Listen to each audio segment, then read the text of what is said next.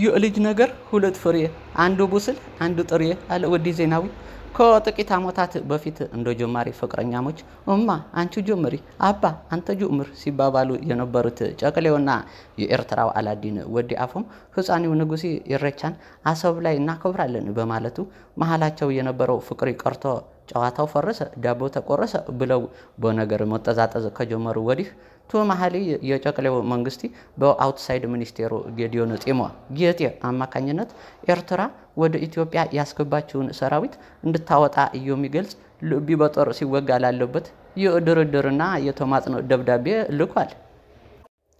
ዲፕሎማሲ በመስኮት የተማረው ህፃኒው ንጉሲ ኖቤል የተሸለመበትን ለዘመናት በሁለቱ ሀገራት የነበረውን ጠብ ወደ እርቂ መመለሱ ዋነኛ ምክንያት መሆኑ ዘንግቶ ቀጠናውን ማሞሱ ቀጥሏል። ከውስጥ ሾልኮ የደረሰኝ መረጃ እንደሚያሳየኝ ጨቅሌው የተሸለመው የኖቤል ዲፕሎማ ካርድ ላይ የወላጅ ክትትል እንዳይለየው የሚል ተጽፎ ነበር ይላል። ለአሜዚንግ ነው ያለ።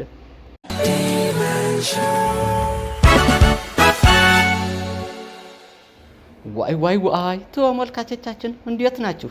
ለሁሉ ፒስ ፓይስ እስኪንክ ነው። ለኦሞሆኒ የኑሮ ውድነቱ እንዴት እያረጋችሁ ነው?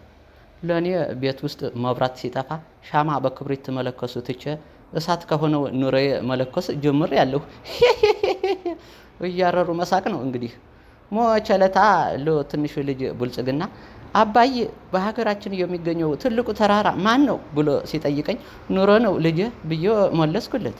ለኔ የምለው ለኔ ብቻ ነው ኑሮ የከበደኝ?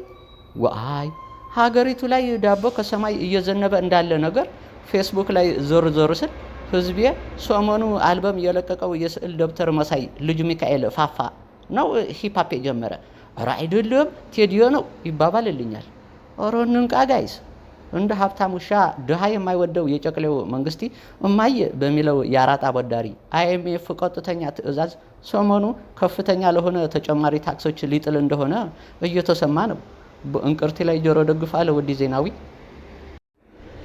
በእርግጥ ጸጥ ያለው ውሃ ስምጤ ነው።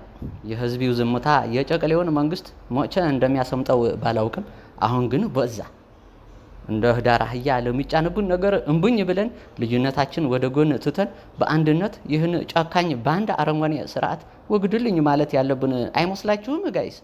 ሙዝ እንኳን ሲሮቅጡት ያንሸራትታል። ፒስ አውት።